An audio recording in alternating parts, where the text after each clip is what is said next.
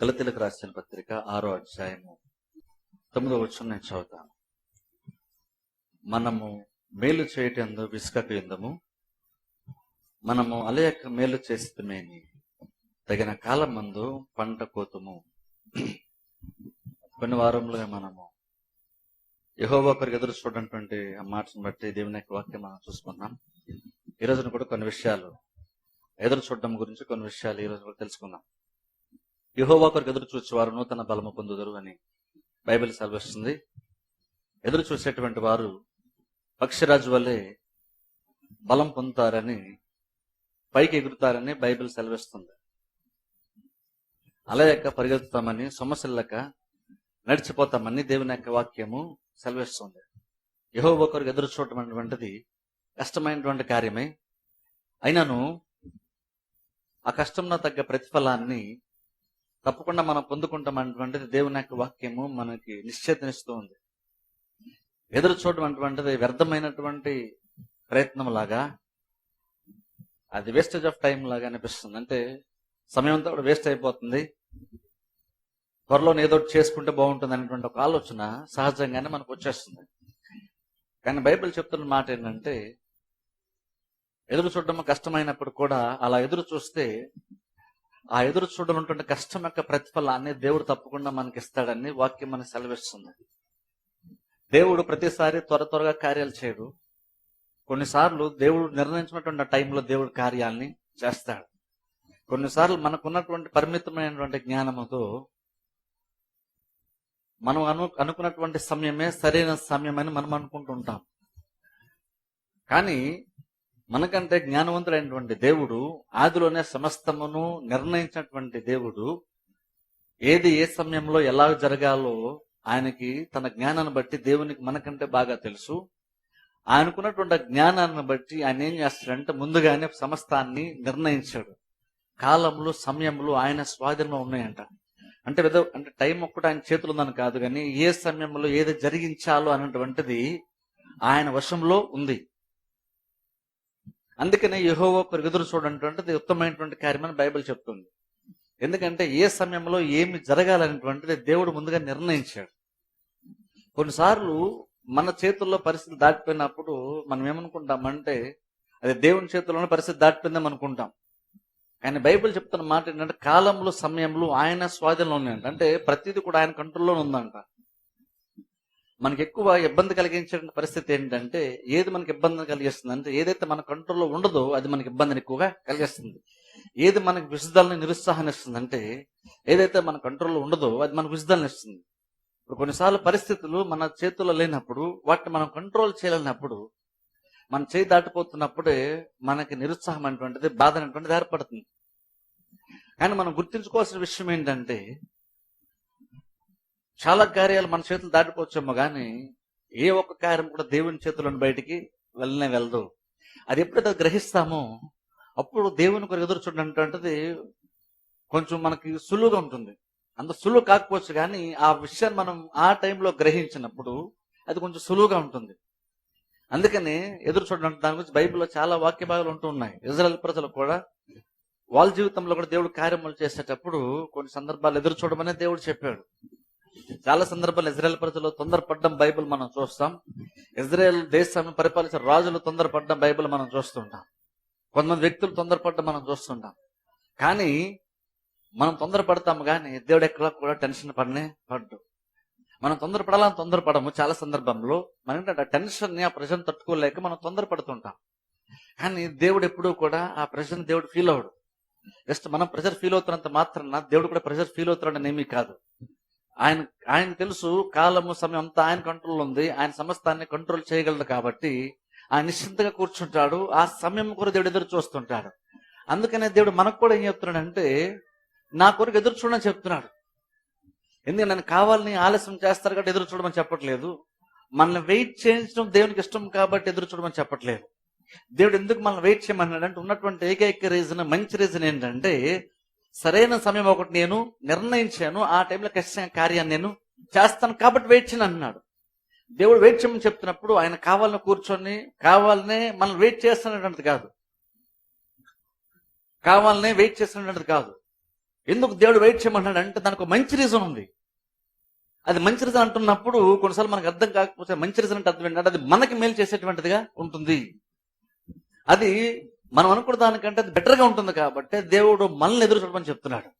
ఎదురు చూడమన్న రీజను ఆయనకు సంబంధించింది కాదు, ఎదురు చూడమన్న కారణము మనకి సంబంధించింది. ఆ ఎదురు చూడడంలోనే మనకి శ్రేష్టమైనటువంటి దేవుడు మనకు అనుగ్రహిస్తాడు కాబట్టి ఎదురు చూడమని దేవుడు చెప్తున్నాడు. అయితే ఎదురు చూసేటువంటి ఆ ప్రాసెస్లో ఏంటంటే మనకి ఇబ్బందులు ఎదుర్కొంటూ ఉంటాం.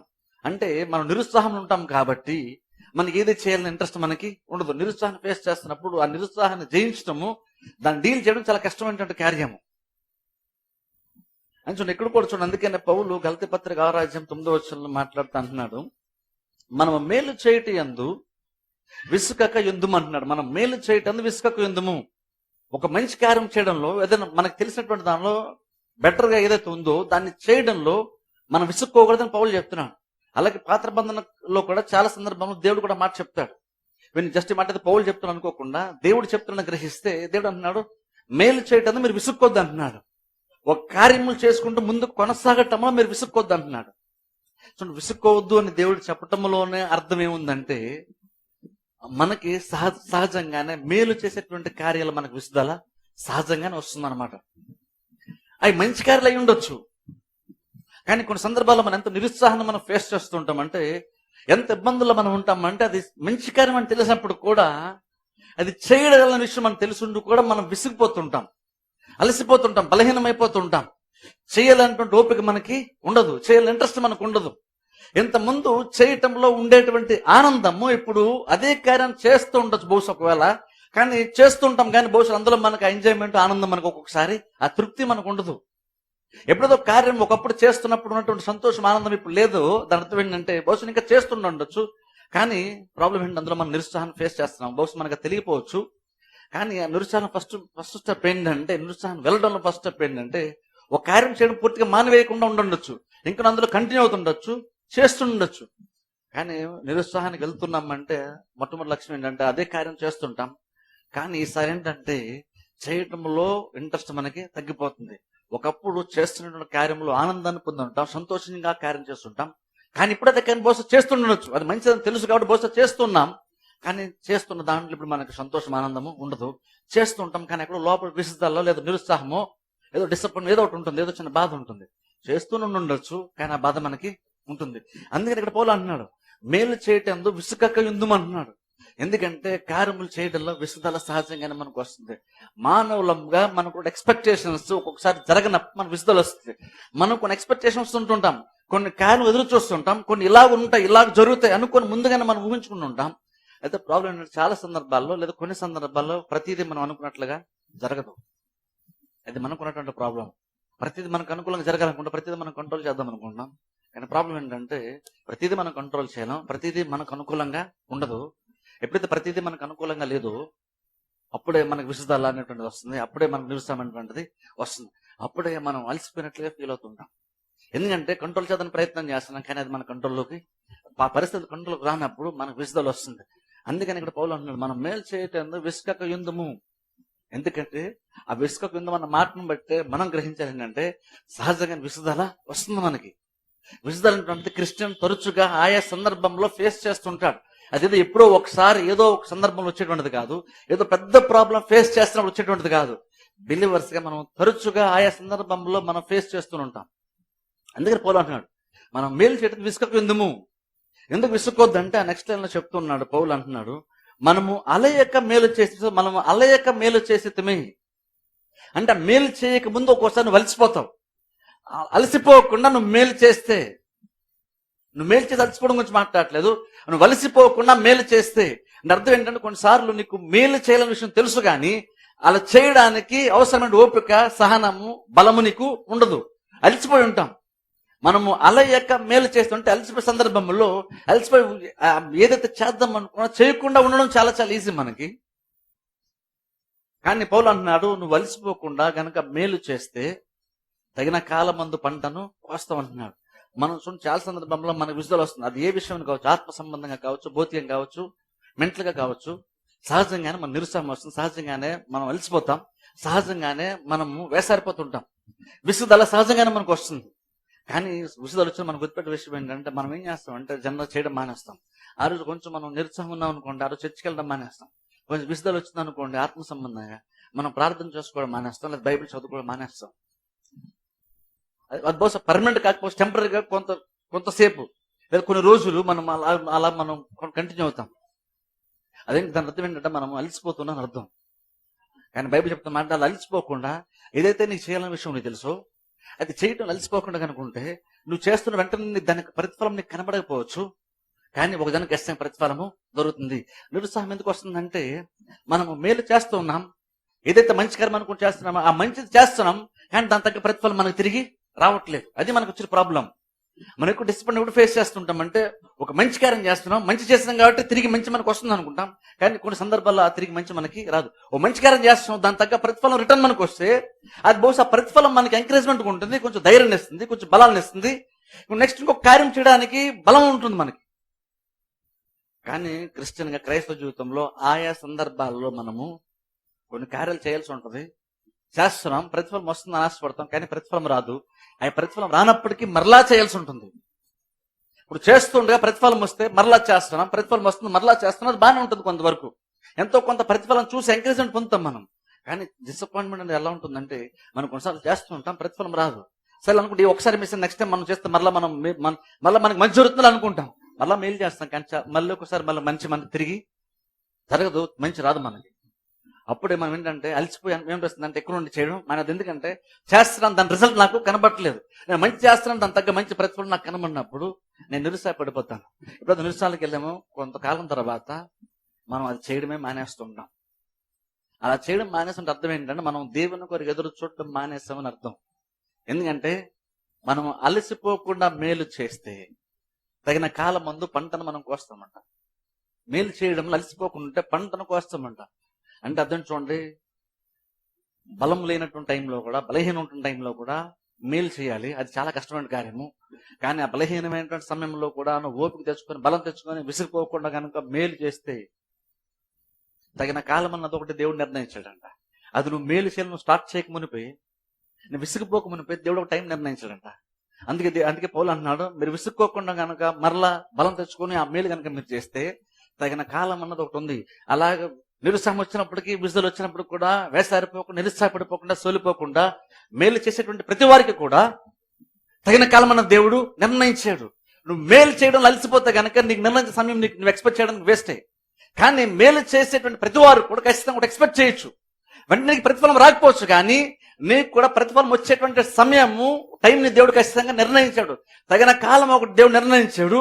ఈ రోజు విత్తిన దాని యొక్క పంట వెంటనే నువ్వు కోయకపోవచ్చు, కానీ నువ్వు విత్తినటువంటి ప్రతి దాని యొక్క పంటను ఖచ్చితంగా ఏదో ఒక దినాన్ని ఖచ్చితంగా కోస్తాం.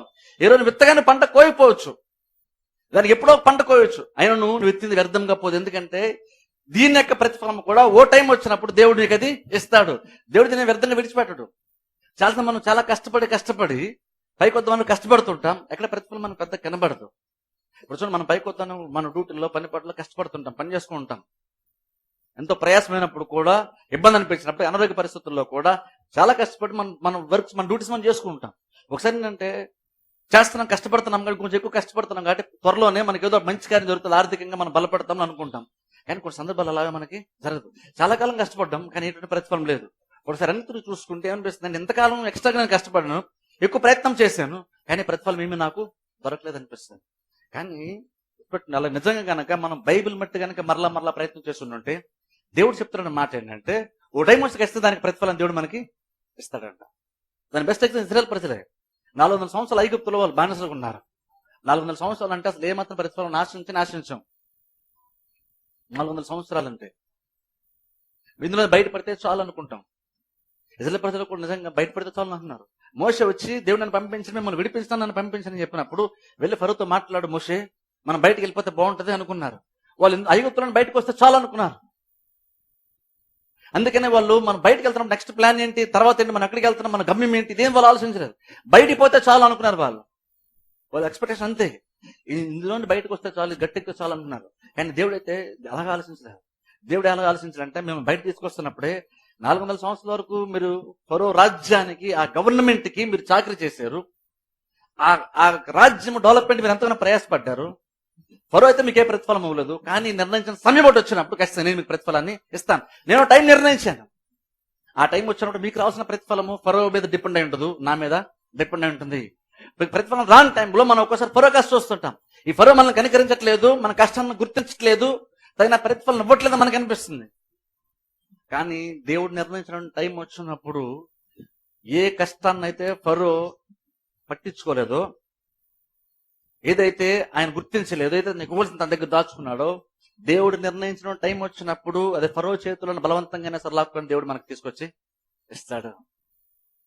అని బైబిల్ చెప్తున్న మాట ఏంటంటే, ఐగుప్తుల కంటే ఇజ్రాయెల్ ప్రజల మీద కటాక్షం కలిగిందంట. అని వీళ్ళు అడగని వాళ్ళు ఇచ్చేశారంట.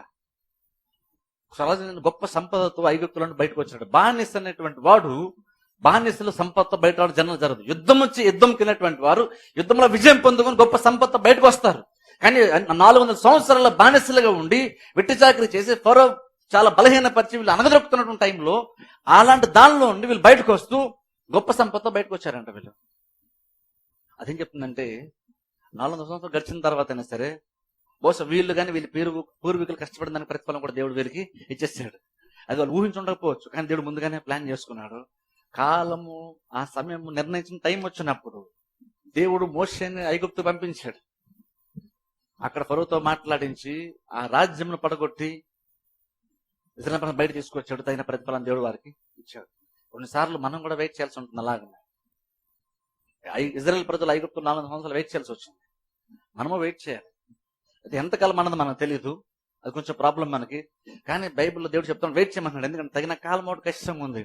అందుకే నన్ను చూడండి, మనం మేలు చేయడం విసిగిపోవద్దు. మనం మేలు చేసి కొంతకాలం మేలు చేసి ఆఫ్ చేస్తాం అనుకోండి, ఆ పంటను మనం మిస్ అవుతాం. కానీ మేలు చేయడం విసుక్కోకుండా కనుక మేలు చేస్తూ ఉంటే తగిన కాలం ఒకటి ఉంది, ఆ టైంలో మనం పంటను కోస్తాం. దేవుడు నువ్వెంత కష్టపడ్డావు దాని తగ్గ ప్రతిఫలం నడితే వడ్డీతో సహా దేవుడు తీసుకొచ్చి వాళ్ళకి ఇస్తాడు. అందుకని గొప్ప సంపత్తో వాళ్ళు వచ్చారంట.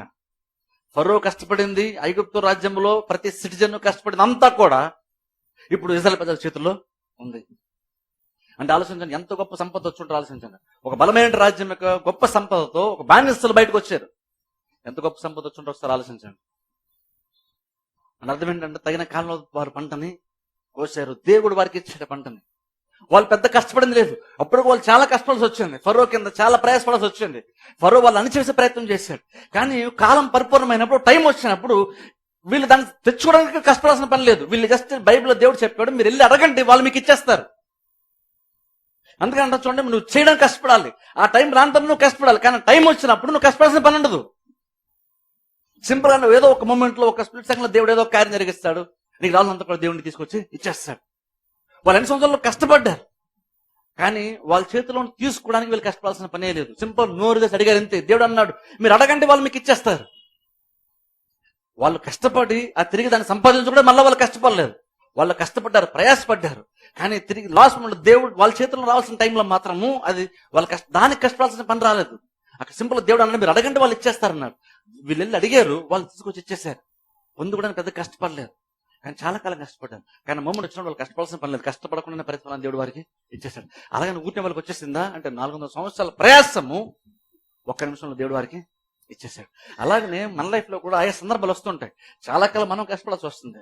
వాక్యం వింటున్నాం, దేవుడు ఆశీర్వదిస్తాను, యెహోవా ఆశీర్వాదం ఐశ్వర్యం ఇస్తున్నాను బైబిల్ చూస్తున్నాం. నీ చేతులు కష్టాన్ని అనుభవిస్తాను దేవుడు చెప్తున్నాడు. నీ చేతి మనం ఆశీర్వదిస్తాను దేవుడు చెప్పాడు. నీ కార్యము సఫలపరుస్తాను దేవుడు చెప్పాడు. సరే కష్టపడుతున్నాం మనం. దేవుడు మన ఉద్యోగాలు దీవిస్తాడు, ఆశీర్వదిస్తాడులే, ఫైనాన్షియల్ గా మనం ప్రోగ్రెస్ అవుతామని అనుకుంటుంటాం, ఆశపడుతుంటాం. కానీ కొన్నిసార్లు ఏంటంటే వాక్యం విని ఆ బలముతో మనం ప్రయత్నం చేస్తుంటాం, కానీ చాలా సందర్భాల ప్రతిఫలం మనకి కనబడకపోవచ్చు. ప్రతిఫలం లేదేంటి అనుకుంటాం మనం. కానీ టైంలో గుర్తుపెట్టే విషయం ఏంటంటే, బహుశా నేను ఎదురు చూడాల్సినటువంటి సమయమేమో అని మనం ఎదురు చూడాలి. అదే దేవుడిని ఆశీర్వదించలేదని కాదు, నీ చేతి పని దేవుడు గుర్తించలేదని కాదు. మనుషులు గుర్తించకపోవచ్చు, కానీ దేవుడు నీ చేతి పని గుర్తిస్తున్నాడు. నువ్వు ఎంత కష్టపడ్డావో నీ కష్టం దగ్గర ప్రతిఫలము నీకు తిరిగి వచ్చిందో లేదు దేవుడు చూస్తాడు. ఒకవేళ కనుక నీ పైన ఉంటే వారు కనుక నీకు రావాల్సిన ప్రతిఫలం ఇవ్వకపోతే దేవుడు దాన్ని లెక్క చూసి ఓ టైం వచ్చి ఇస్తాను, దాన్ని తిరిగి దేవుడు మనకి ఇస్తాడు. ఎందుకంటే దేవుడు యథార్థవంతుడంట, న్యాయము తీరుస్తాడు. మనం మేలు చేయడం విసుక్కోదు. అందుకే బైబిల్లో దేవుడు చెప్తున్నాడు, విసుక్కోకపోతే తగిన కాలం మంది పంటకు వస్తాం. అందుకని మనం కష్టపడతాం. కానీ గుర్తుపెట్టే విషయం అంటే, కష్టపడుతున్నాడు ఒకటి గుర్తుపెట్టుకోవాలి, మనం ఎల్లకాలం ఇలాగనే కష్టపడుతూ ఉండం. జస్ట్ ఆ టైం నిర్ణయ సమయం వచ్చే వరకు కష్టపడుతున్నాం. జీవితాన్ని వెళ్ళాలని కష్టపడుతుండం, కొంతకాలం కష్టపడాల్సి ఉంటుంది. ఎందుకు చెప్పని చూస్తారా, సాయంకాలం ఏడుపు వచ్చి రాత్రి నన్ను ఉదయం సంతోషము కలుగును. సాయంకాలం బాధ రావచ్చు, అది రాత్రి అంతా ఉండొచ్చు, కానీ ఉదయం అన్నది ఖచ్చితంగా ఉందంట, సంతోషం ఖచ్చితంగా అప్పుడు కలుగుతుంది. ఆ ఉదయం కూడా నువ్వు మరలా బాధపడుతూ ఉండవు, ఆ ఉదయం వచ్చినప్పుడు సంతోషిస్తావంట. అది దేవుడు చెప్తున్నాడు. అందుకని చూడండి, కొంతకాలం మనం కష్టపడాల్సి ఉంటుందేమో, కష్టపడుతుండొచ్చు, కానీ ఎల్లకాలం అలా కష్టపడుతుండం. నువ్వు కష్టపడుతున్నప్పుడు ఎదురు చూస్తున్నావు, కష్టపడుతున్నా దేవుడు కార్యం వేస్తాను ఎదురు చూస్తున్నాం, ఆయన నిర్ణయించిన సమయం కూడా ఎదురు చూస్తున్నాం. వాళ్ళు ఎదురు చూసిన ప్రతి వాళ్ళు తర్వాత కొంతకాలం తర్వాత ఓ సీజన్ వచ్చినప్పుడు, ఓ టైం వచ్చినప్పుడు ఎంతమంది కష్టపడంత కష్టపడాల్సిన అవసరం లేదు. ఎందుకంటే దేవుడు వారిని కొంచెం ఉన్నతమైన స్థితిలో దేవుడు వారిని నిలబెడతాడు. అది ఎందుకు నిలబెడతాడంటే అప్పుడు వాళ్ళు కష్టపడ్డారు కాబట్టి. ఊరికే వాళ్ళ స్థితిలోకి రారు, వాళ్ళు కష్టపడ్డారు, ప్రయాసపడ్డారు, మేలు చేసి దాంట్లో విసుక్కోలేదు, తగిన కాలం వచ్చిన వాళ్ళ పంటని వస్తున్నారు. చూద్దాం చూడండి, ఒకసారి ఎరిమియా గ్రంథంలోకి వెళ్దాం, ఒక మాట చూసుకుందాం. 11 వచ్చిండి, ఎరిమియా గ్రంథం 29:11 నుంచి. నేను మిమ్మల్ని గూర్చి ఉద్దేశించిన సంగతులు నేను ఎరుగుదును, రాబో కాలం మందు మీకు నిరీక్షణ కలిగినట్లు అవి సమాధానకరమైన ఉద్దేశములే గాని హానికరమైనవి కావు. ఇదే యెహోవా వాక్కు. చూడండి, ఎంతమంది చెప్పాను చూడండి, దీని గురించి చెప్పి ముందుకు వెళ్దామా. ఇజ్రాయెల్ ప్రజలు బబులోను రాజ్యంలో బందీలుగా బానిసలుగా వెళ్ళిపోయారు. వీళ్ళు విగ్రహారాధన బట్టి దేవుడు వారిని అప్పగించాడు కాబట్టి వీళ్ళు బానిసలుగా వెళ్ళిపోయారు. అక్కడ టైంలో అక్కడ అబద్ధ బోధకులు చాలా మంది వచ్చేంటంటే, మనం ఫైట్ చేద్దాం, బయటికి దేవుడు మనల్ని విడిపిస్తాడని వాళ్ళు ఇజ్రాయెల్ ప్రజలు చెప్తూ ఉన్నారు. కానీ అది దేవుని ఆలోచన కాదు. అందుకనే దేవుడు ఏం చేశాడు, మరలా ఇర్మియా అనేటువంటి ప్రవక్తను దేవుడు లేపాడు. ఈ ప్రవక్త ఏం చెప్తున్నాడంటే, మీరు కొంతకాలం ఇంకా ఇక్కడే ఉండాల్సి వస్తుంది, వెంటనే మీకు విడుదల రాదు, మీరు కొంత టైం ఇక్కడే మీరు ఉండాల్సి వస్తుంది. కాబట్టి మీరు ఏం చేయాలంటే, దేవుడు చెప్తున్న మాట అంటే, మీరు ఇక్కడ ఇల్లు కట్టుకోండి, వాటిలో నివాసం చేయండి, మీ బిడ్డలకు వివాహం చేయండి, బిడ్డలు కనండి, ఆశీర్వదింపడండి, విస్తరించిన దేవుడు చెప్పాడు. ఆ మాటని ఇర్మియా వచ్చేసరి ప్రజలు చెప్పాడు.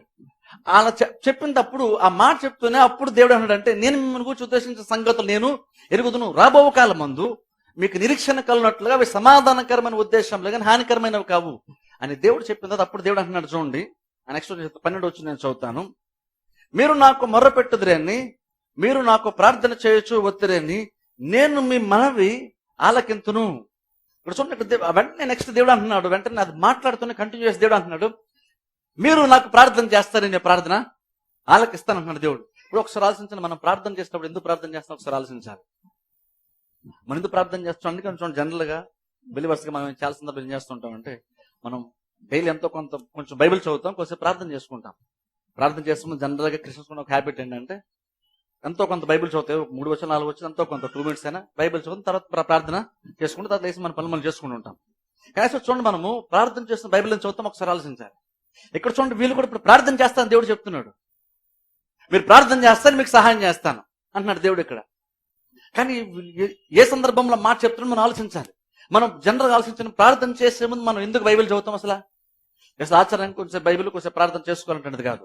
ప్రార్థన చేసిన ప్రతిసారి బైబిల్ యాక్చువల్గా చదవడం చాలా చాలా మంచిది లక్షణం, అది చాలా మంచిది. ఎందుకో ఇక్కడ మనకు రీజన్ కనబడుతుంది. వీళ్ళు ఎందుకు ప్రార్థన చెయ్యాలి అని అంటే, వీళ్ళు ప్రార్థించే ఒక రీజన్ ఉంది. వీళ్ళు జస్ట్ ప్రాబ్లమ్స్ ఉన్నారు కాబట్టి అని వీళ్ళు ప్రార్థన చేయట్లేదు. వీళ్ళు ప్రార్థన చేయడానికి ఒక పర్పస్ ఉంది. వీళ్ళు ఇప్పుడు దేవునికి ఇక్కడ నుండి వీళ్ళు దేవునికి ప్రార్థన చేసేటప్పుడు ఒక ఉద్దేశం ఉంది. ఎందుకంటే దేవుడు వచ్చి కొన్ని మాటలు చెప్పాడు, చెప్పినప్పుడు అన్నాడు మీరు ప్రార్థన చేయండి అంటే అర్థం ఏంటంటే, ఇంతకు ముందు ఈ మాట ఇర్మియా ద్వారా దేవుడు పలికించిన మాట కంటే ముందు బహుశా వీళ్ళు ప్రార్థన చేసి ఉండొచ్చు, కానీ ఆ ప్రార్థన వేరు, ఇప్పుడు వీళ్ళు చేయబోయే ప్రార్థన వేరు. ఇంతకుముందు వాళ్ళ ప్రాబ్లమ్స్ ఉన్నారు కాబట్టి బహుశా వీళ్ళు ప్రార్థన చేసి ఉంటారు, కానీ ఇప్పుడు దేవుడు చెప్పిన మాటను బట్టి వీళ్ళు ప్రార్థన చేస్తారు ఇప్పుడు కూడా. కానీ ఇప్పుడు వీళ్ళు చేసేటువంటి ప్రార్థనకు ఒక ఖచ్చితమైన ఉద్దేశం ఒకటి ఉంది, ఒక గురి ఉంది. వీళ్ళు క్యాజువల్ ప్రాబ్లమ్స్ ఉన్నారు కాబట్టి, ప్రాబ్లమ్స్ ఉన్న ప్రతి క్రిస్టియన్ ప్రార్థన చేయాలి కాబట్టి ప్రార్థన చేయట్లేదు. వీళ్ళ ప్రార్థనలో గురి ఉంది. అందుకనే స్పెసిఫిక్ దేవుడు చెప్పాడు, నేను మిమ్మల్ని కూర్చున్న సంగతులు నేను ఎరుగుదును అని చెప్పి, అవి రాబో కాలం ముందు మీకు నిరీక్షణ కలిగినట్లుగా అవి సమాధానకరమైన ఉద్దేశంలో హానికరమైనవి కావు అని దేవుడు చెప్పిన తర్వాత అప్పుడు దేవుడే స్వయంగా ప్రార్థన గురించి మాట్లాడతాడు. ఒకసారి ఆలోచించండి, ప్రార్థనకు ముందు బైబిల్ ఏం చదువుతాం తెలుసా? చాలా సందర్భం మళ్ళీ చదువుతాం అంటే, మన బైబిల్ ఏదో తీసి చదివేస్తాం, వెంటనే మూసేసి ప్రార్థన చేసుకుంటాం, వెళ్ళిపోతాం. యాక్చువల్గా ప్రార్థన చేసిన బైబిల్ ఎందుకు చదవాలంటే, ప్రార్థన చేయడానికి నువ్వు ముందు చదివేటువంటి బైబిల్ నీకు ఒక గురిని ఇస్తుంది. బైబిల్ చదివాక ఎందుకు ప్రార్థన చేస్తాను? ప్రార్థన చేసి బైబిల్ చదువుకో, బైబిల్ చదివి ప్రార్థన చేస్తాం. కానీ బైబిల్ చదివే ప్రార్థన ఎందుకు చేసుకుంటామంటే, నువ్వు ప్రార్థన చేయడానికి అంత ముందు నువ్వు చదివి ధ్యానించినటువంటి వాక్యము నీ ప్రార్థన మోటివేట్ చేస్తుంది. నువ్వేం అడగాలో, ఎలా అడగాలో దాన్ని గురించినటువంటి జ్ఞానము, దాని గురించి నడిపింపు వాక్యం నీకు ఇస్తుంది. అందుకనే ప్రార్థనకు ముందు కొంచెం వాక్యం చదువుతాం. ఎందుకంటే నువ్వు మనం చేసే జనరల్ వాక్యం చదివేసి ప్రార్థన చేస్తాం. కానీ యాక్చువల్ అంతకుముందు చదివినటువంటి వాక్యానికి నువ్వు చేసే ప్రార్థనకి అసలు సంబంధం ఉండదు చాలా సందర్భాల్లో. మరి ఆలోచించలేదో కానీ మనం జనరల్ బైబిల్ చదువుతా ఏదో తీసి చదువుతాం, ప్రార్థన చేస్తాం. కానీ నువ్వు బైబిల్ చదివిన నువ్వు చదివినటువంటి కంటెంట్ కి నువ్వు చేసే ప్రార్థనకి సంబంధం జనరల్ ఉండదు. నువ్వు చదివిన దాన్ని ప్రార్థనలో కూడా జనరల్ మెన్షన్ చేయం మనం. ఎందుకంటే మనం రెండింటిని సపరేట్ గా చూస్తాం. కానీ రెండింటిని సపరేట్ చేసేటువంటిది కాదు. మనము బైబిల్ ఎందుకు చదువుతాం అంటే, బైబిల్ చదువుతున్నప్పుడు నువ్వేం చదివావో నువ్వు దాని గురించి ఆలోచిస్తున్నావు, దాన్ని బేసిస్ నువ్వు ప్రార్థన ఎక్కువ నుండి చేస్తావు. అందుకు బైబిల్ చదువుతాం మనం. అంటే బైబిల్ చదువుతున్నావు అంటే నువ్వు ప్రార్థన చేయడానికి అవసరమైన కంటెంట్ ని, గురిని, ఉద్దేశాన్ని బైబిల్ నీకు ఇస్తుంది. అని ఆల్సో ఎప్పుడైనా సరే చూడండి, మనం బైబిల్ చదివామంటే ఆ నెక్స్ట్ నువ్వు ప్రార్థన చేసేటప్పుడు నువ్వు ప్రార్థనలో నువ్వు చదివి ఏదైతే బైబిల్లో చదివావో నువ్వు దాని గురించి ధ్యానించుంటే దాన్ని బట్టి నువ్వు ప్రార్థన చేస్తావు. జనరల్ అంటే మనం ఏదో బైబిల్ చదవాలి కాబట్టి చదువుతున్నాం, ప్రార్థన చేయడం ప్రార్థన చేస్తున్నాం. కానీ బైబిల్ ఎందుకు చదువుతున్నాము అంటే దీన్ని ధ్యానించిన బైబిల్ చదువుతున్నాం. ఆ తర్వాత నెక్స్ట్ వెంటనే ప్రార్థన ఎందుకు చేస్తాం, ఎందుకు అలవాటు మనకు ఉందంటే నువ్వు చదివిన దాన్ని బేసిస్ నువ్వు ప్రార్థన చేయాలి. అందుకోసమే ప్రార్థన చేస్తాం. ఇప్పుడు చూడండి, ఎప్పుడైతే బైబిల్ని మనం సపరేట్ చేసేసి రెండు వేరు వేరు ఇండివిజువల్ చేస్తుంటామో నువ్వు చేసే ప్రార్థన గురి మిస్ అవుతుంది. నువ్వు క్యాజువల్గా నీకున్న ప్రాబ్లమ్స్ బట్టో లేదా వేరే వేరే ఉద్దేశంతో ప్రార్థన చేస్తుంటాం. ఇక్కడ దేవుడు వారికి నిరుత్సాహం, డిసప్పాయింట్మెంట్ ఉన్నప్పుడు, వాళ్ళు బానిసలుగా ఉన్నప్పుడు దేవుడు వచ్చే మంచి మాట చెప్పాడు ఏంటంటే, మీకు భవిష్యత్తు ఉంది, మీకు ఫ్యూచర్ ఉంది, ఖచ్చితంగా రాబోతున్న దినముల్లో మీరు కూడా బాగానే ఉంటారు, ఎందుకు బయటకు వస్తారు అని దేవుడు చెప్పాడు. అలా చెప్పిన తర్వాత మీకు నిరీక్షణ ఉందని దేవుడు చెప్పిన తర్వాత అప్పుడు వెంటనే మళ్ళీ దేవుడు అంటున్నాడు, కాబట్టి మీరు ఎప్పుడు ఏం చేస్తారు, మీరు ప్రార్థన చేస్తారు, నా దగ్గరకు వచ్చి మీరు ప్రార్థన చేస్తారో నేను మీకు సహాయము చేస్తాను. ఎందుకని అంటున్నాడు ఆ మాటని అంటే, ఇప్పుడు వాళ్ళు ప్రార్థన చేసేటప్పుడు వీళ్ళ ప్రార్థన ఏమై ఉంటుందంటే, వారి భవిష్యత్తు కూర్చున్న విషయం ఏదైతే అంతకుముందు దేవుడు వారితో చెప్పాడో దానికి సంబంధించిన రీతిగానే వాళ్ళు చేసే ప్రార్థన కూడా ఉండబోతుంది. అంటే అర్థం ఏంటంటే, ఇప్పుడు వాళ్ళు ప్రాబ్లమ్స్ ఉన్నారు, బానిసలుగా ఉన్నారు, కానీ దేవుడు వచ్చి రేపటి గురించి మాట్లాడుతున్నాడు, ఈ రోజు గురించి మాట్లాడలేదు. అంటే మీరు ఈ రోజు మీ ఎక్స్పీరియన్స్ ఏంటంటే మీరు చూడొద్దు, జరగబోతున్న దినం, రాబోతున్న దినంలో మీరు ఎలా ఉండబోతున్నారు దాని గురించి మీరు చూడండి అని చెప్పాడు దేవుడు. సో కాబట్టి ఇప్పుడు ఏం చేస్తారు, వీళ్ళు కష్టపడతారు, ఇల్లు కట్టుకుంటారు, వీరు పనులు చేసుకుంటారు, ఇల్లు కట్టుకుంటారు, వివాహాలు చేసుకుంటారు, గృహాలు నివసిస్తుంటారు, ఆ దేశం యొక్క మేలు కోరని దాని కూడా ప్రార్థన చేయమని కూడా దేవుడు చెప్పాడు. అంత వాళ్ళ యాక్టివిటీస్ బాగానే చేస్తుంటారు, అయితే బబులో ఉన్నారు చేస్తుంటారు. కానీ వాళ్ళు ఎంత చేస్తున్నప్పుడు కూడా వాళ్ళ గురిని వాళ్ళు మిస్ అవ్వరు. దేవుడు చెప్పాడు కదా, ఇక్కడే ఇల్లు కట్టుకుంటే ఇక్కడే నివాసం చేయడం దేవుడు అన్నాడు అని చెప్పేసి ఇక్కడే వాళ్ళు సెటిల్ అయిపోరు, వాళ్ళు ఇల్లు కట్టుకుంటారు. చూడండి, ఇక్కడే కొంతకాలం ఇక్కడే చాలా కాలం ఉండిపోతారు అన్నట్లుగా నివాసం ఉంటుందేమో, కానీ యాక్చువల్ వాళ్ళ గురి మాత్రము ఈ రోజు ఏంటన్న దాని మీద ఉండదు, భవిష్యత్తు ఏంటన్న దాని మీద ఉంటుంది. కొంతకాలం ఉంటారు కాబట్టి మీరు ఇక్కడ ఉండండి, కానీ మీ గురి మాత్రం, మీ ఉద్దేశం మాత్రం ఎప్పుడు కూడా ఎక్కువ ఉండాలంటే, మిమ్మల్ని ఒక దినాన్ని నేను విడుదలిస్తాను కాబట్టి ఆ రోజు మీరు చూడండి, దాన్ని బేస్ చేసుకొని మీరు ఈ రోజు ప్రార్థన చెయ్యాలి. అంటే వారు విడుదల కొరకు ప్రార్థన చేస్తుండాలంటే వాళ్ళు రాబోతున్న దినాన్ని వాళ్ళు గుర్తుపెట్టుకోవాలి, దాన్ని ఉద్దేశంగా పెట్టుకుని వీళ్ళు ప్రార్థన చేయాలి. వాళ్ళు ఎప్పుడు కూడా నా గురిని వాళ్ళు మిస్ కానే కాకూడదు. ఎందుకంటే చూడండి, చాలా సందర్భంలో మనం కూడా ప్రార్థన చేస్తుంటే మనకున్న ఇబ్బందులు బట్టి ప్రార్థన చేస్తుంటాం, కానీ యాక్చువల్గా ఇబ్బందులు బట్టి మనం ప్రార్థన చేయము. బైబిల్ ద్వారా దేవుడు మనతో ఏం మాట్లాడుతున్నాడో, దేవుడు త్వరలో నా కార్యం చేయబోతున్నాడు, దాన్ని దృష్టిలో పెట్టుకుని ఈరోజు మనం ప్రార్థన చేస్తాము. కానీ క్యాజువల్ మనకున్న ప్రాబ్లం బట్టి బేస్ చేసుకుని ప్రార్థన చేయము. ఇజ్రాయెల్ ప్రజలు బబులోనులో బందీలుగా ఉన్నారు, కానీ దేవుడు అంటున్నాడు, ఒక దినాన్ని మీరు బయటకు వస్తారు, కానీ దాన్ని దృష్టిలో పెట్టుకొని మీరు నా దగ్గరికి వస్తారు, మీరు నన్ను అడుగుతారు, మీరు నన్ను వెతుకుతారు, మీరు నన్ను కనుగొంటారని దేవుడు చెప్తున్నారు. మీరు నన్ను కనుగొంటారు అంటే దేని కొరకు వెతున్నారు వాళ్ళు ఆ కార్యం దేవుడు చేయాలని ప్రార్థనలో వాళ్ళు దేవుని అడుగుతారంట. లేదనుకోండి, దేవుడు వచ్చే మాట చెప్పకపోతే వాళ్ళు దేవుని అడగటానికి వాళ్ళకి ఏమీ లేదు. యాక్చువల్గా మేము మీకు విడుదలిస్తానని దేవుడు కనుక వాళ్ళు చెప్పకపోతే వాళ్ళు ఏం ప్రార్థించాలి యాక్చువల్ వాళ్ళకే తెలియదు, వాళ్ళు ఏం ఎదురు చూడాలో యాక్చువల్ వాళ్ళకే తెలియదు. అందుకని దేవుడు వచ్చి అంటున్నాడు, కొన్ని మాటలు చెప్పాడు, ఆ తర్వాత వెంటనే దేవుడు మీరు ప్రార్థన చేస్తారు, నా దగ్గరికి వస్తారు, మీరు నన్ను వెతుకుతారు, నన్ను నేను కనపరుచుకుంటాను, మీరు నన్ను కనుగొంటారు అని దేవుడు చెప్తున్నాడు. అంటే అర్థం ఏంటంటే, ఇప్పుడు మీరు ప్రార్థన చేసేటప్పుడు దేని గురిగా పెట్టుకోవాలంటే, ఈ రోజు మీకున్నటువంటి ఆ టెంపరీగా మీకున్నటువంటి సమస్యల గురించి మీరు పెద్దగా ఫోకస్ చేయకండి. ఈ రోజు ఏంటంటే దాని మీద మీరు ఎక్కువ మనసు పెట్టకండి, ఈ రోజు ఏంటంటే దాని మీద ఎక్కువ ధ్యానించకండి, దీని గురించి ఎక్కువ ఆలోచించకండి. ఎందుకంటే దీని గురించి ఎక్కువ ఆలోచిస్తుంటే మీకు నిరుత్సాహమే కానీ బలం మీకు రాదు. అందుకు మీరు ఏం చేయాలంటే, మీరు రాబోతున్న కార్యం ఎదురు చూడండి. ఇప్పుడు జరుగుతున్న దాన్ని మీరు చూడొద్దు, రేపు జరగబోతున్న దాని కొరకు ఎదురు చూడండి. అది మీ కళ్ళ ముందు రోజు లేకపోవచ్చు, కానీ దాని కొరకు ఎదురు చూడండి. అలా ఎదురు చూస్తే నూతన బలం నువ్వు పొందుకుంటావు. బైబిల్ భక్తులను ఎదురు చూశారు. ఎగ్జాంపుల్ చూపిస్తాను చూడండి, ఒకసారి కీర్తన గ్రంథంలోకి వెళ్దాం.